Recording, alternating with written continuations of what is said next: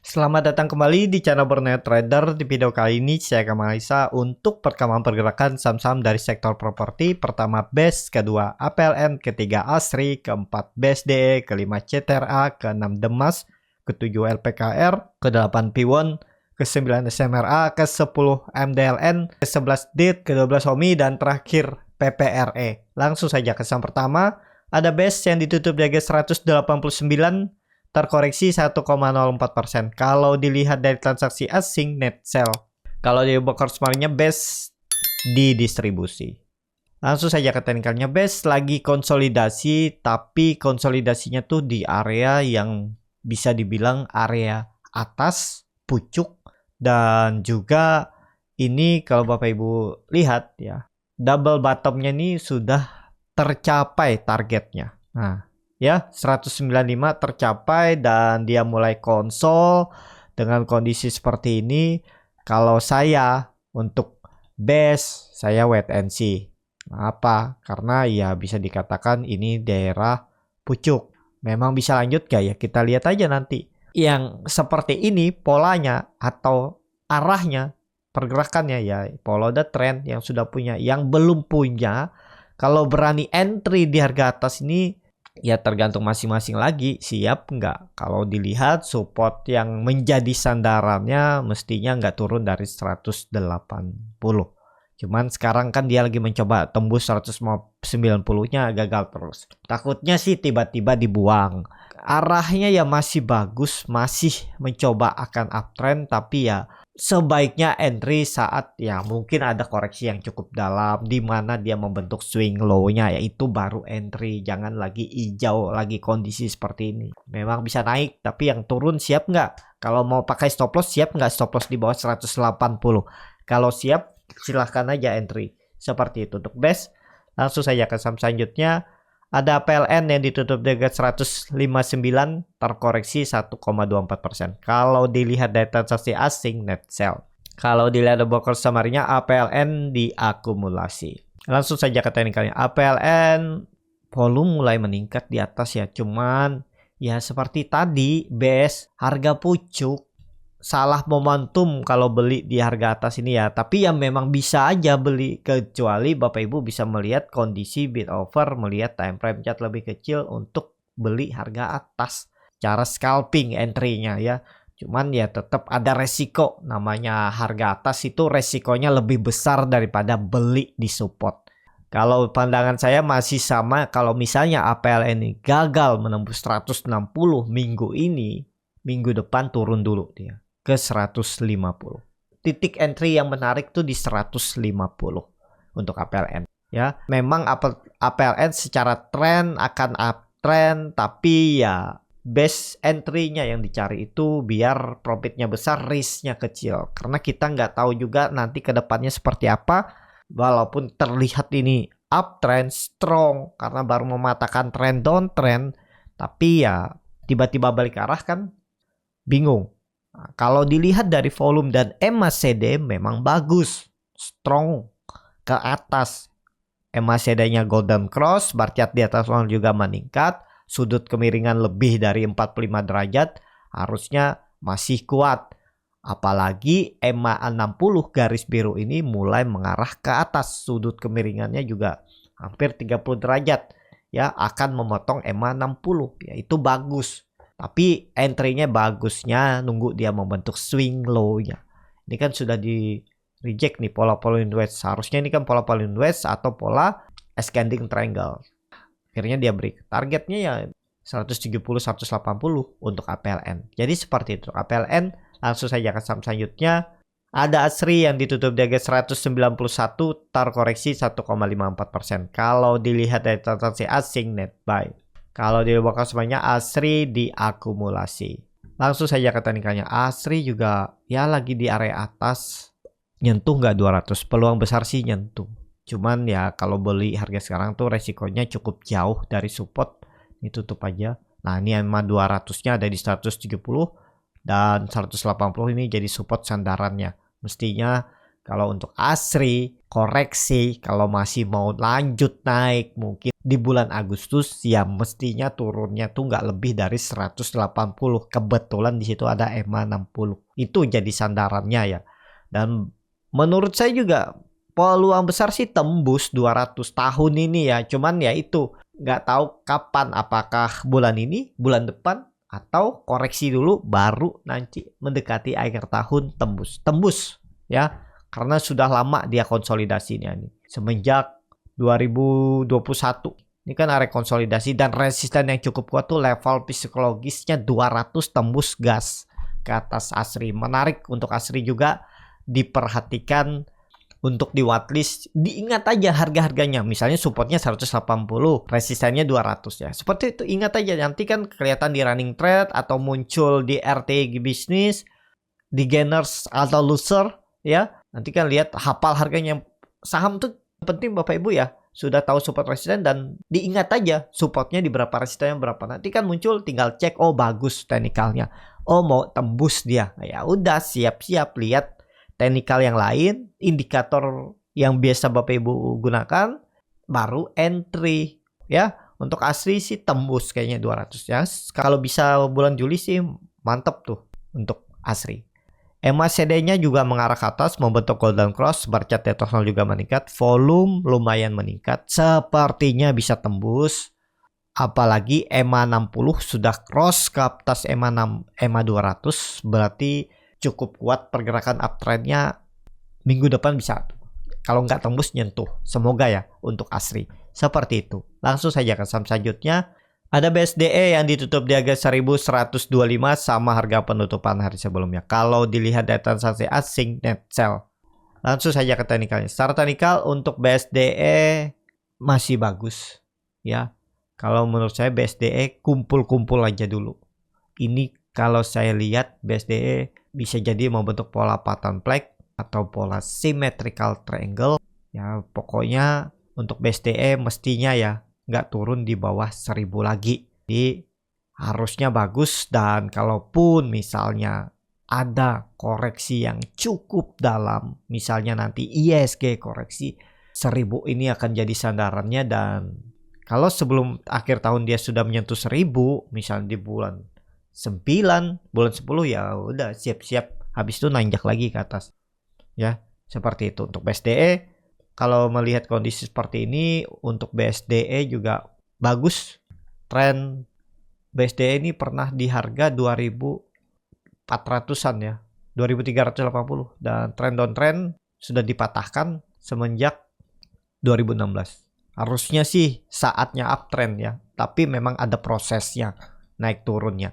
Jadi seperti itu untuk BSDE. Langsung saja ke saham selanjutnya. Ada CTRA yang ditutup di harga 1085 terkoreksi 0,45%. Kalau dilihat dari transaksi asing net buy. Kalau dilihat bokorsmanya CTRA sedikit ada distribusi. Langsung saja ke teknikalnya. CTRA gagal menembus 1100 nggak masalah juga. Memang support kuatnya yang harus dijaga tuh 1000. Dan sampai akhir tahun juga CTRA itu tren majornya akan masih uptrend. Tapi ya tetap ada tren minor yang kemungkinan ada koreksi atau downtrend dulu ya. Jadi ya base entry CTRA tuh di 1000. Itu area menarik dan mungkin gak dikasih itu kan. Jadi pertimbangan bagaimana strategi Bapak Ibu aja. Karena dia dari minggu kemarin terus membentuk higher high, higher low. Sayangnya belum mampu menembus resisten minor di 1100.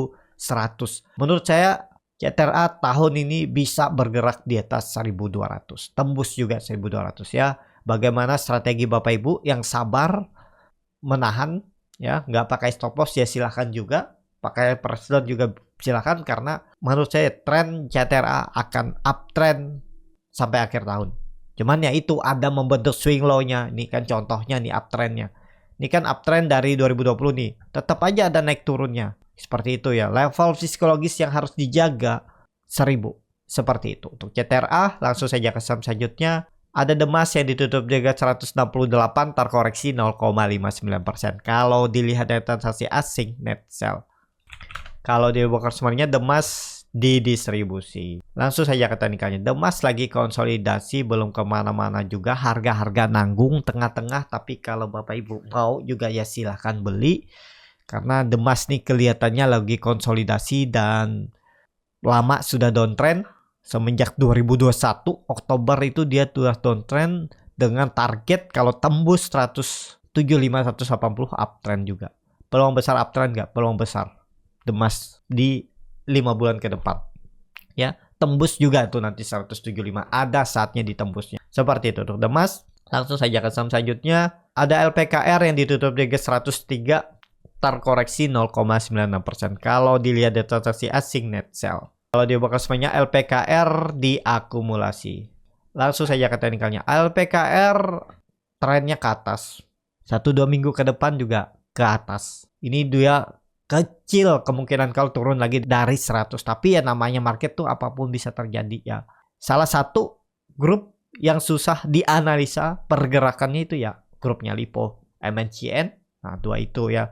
Tapi kalau kondisi seperti ini sepertinya valid breakout 100 harusnya dijaga dan minimal 120. Semoga sampai ya 1-2 minggu ke depan. Untuk LPKR yang punya dari bawah tetap hold aja selama di atas 100. Seperti itu untuk LPKR. Langsung saja ke saham selanjutnya. Ada P1 yang ditutup di harga 484, terkoreksi 0,41%. Kalau dilihat dari transaksi asing net buy. Kalau di broker semuanya P1 ada distribusi. Langsung saja ke teknikalnya. P1 ini salah satu saham yang cukup lambat, tapi segera dia akan menembus 500-nya. Kalau nggak bulan ini, bulan depan ya. Tetap akan tembus dan potensi besar P1 juga akan uptrend. Mungkin nanti bisa lebih dari 550, 560 kenaikannya ya 5 bulan ke depan. Kalau dikasih 10% 5 bulan ke depan itu ya wajar. Di P1 ini kan memang lambat gerak seperti itu ya. Dan juga kalau dilihat dari Maret dia udah naik 15%. Kalau sampai akhir tahun 33% ya wajar seperti itu ya. Jadi kemana arah P1? P1 tetap ke atas. Kalau mau beli ya spek buy aja. Menurut saya harga 480, 490 tuh area beli sebelum tembus, follow the trend, atau tunggu tembus 500 juga boleh beli.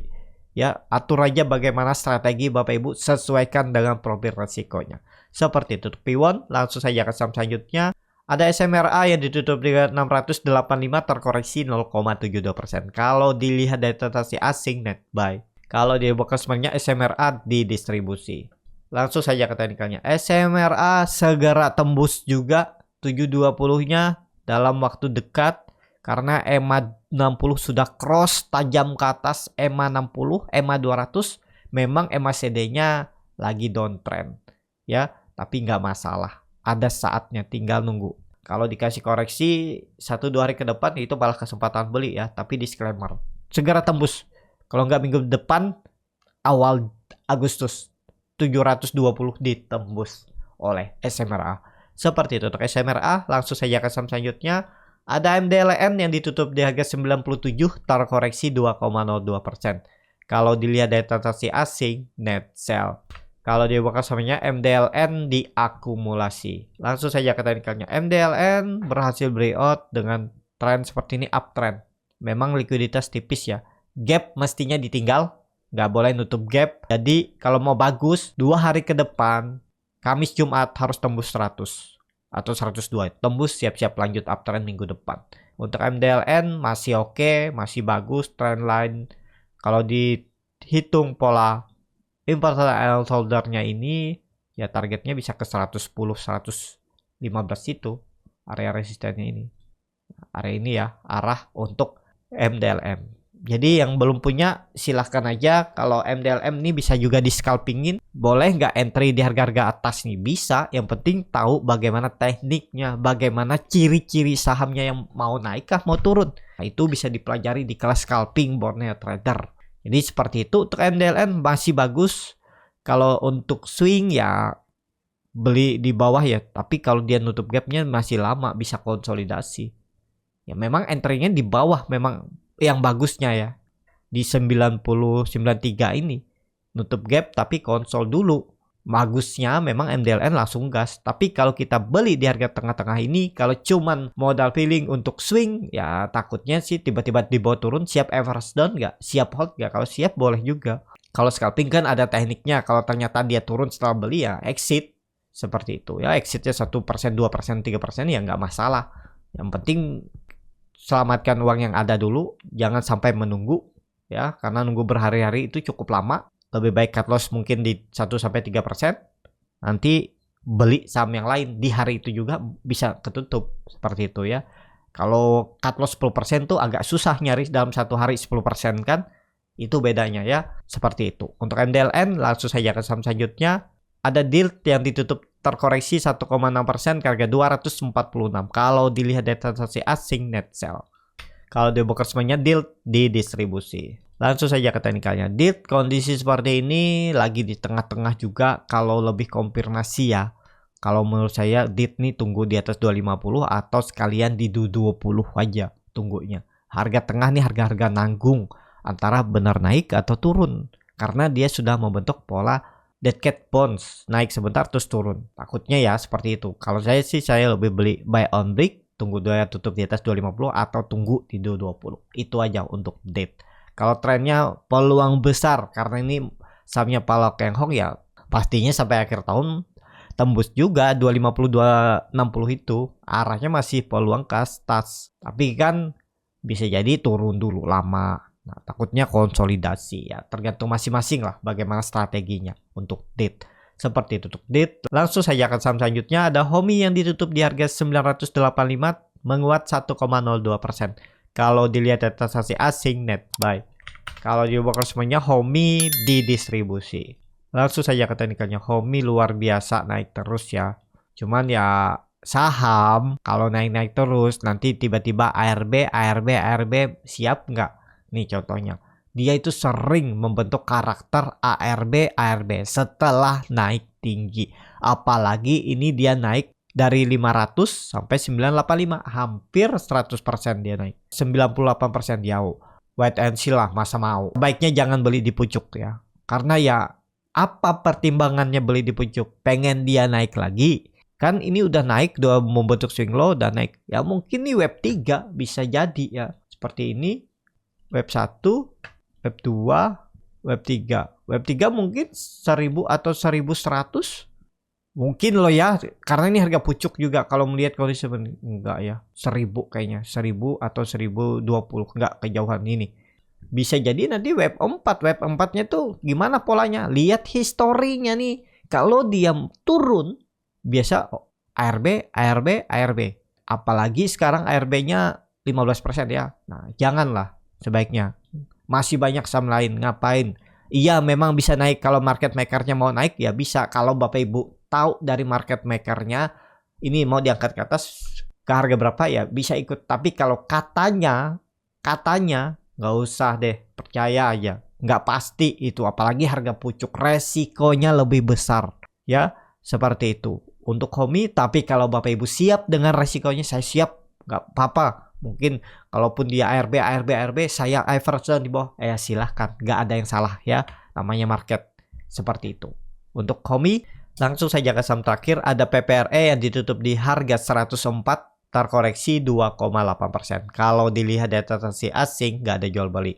Kalau dia bukan semuanya PPRE di distribusi. Langsung saja ke teknikalnya, PPRE ini saham sepertinya repo juga ya, karena volumenya rapi. Dan ya bagus. Kalau berminat nih dia di level psikologis. Cut lossnya paling maksimal 7%. Kalau Bapak Ibu berminat dengan target arah, tarik aja langsung 120.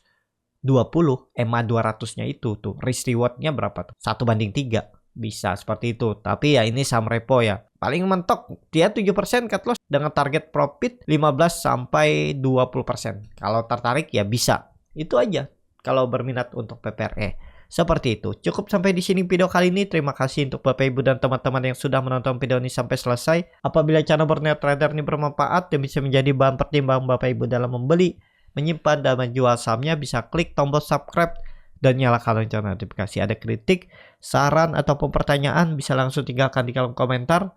Dan bagi Bapak Ibu dan teman-teman yang baru belajar trading, masih bingung memilih saham, bingung membuat trading plan, bisa join trading bersama Berniat Trader.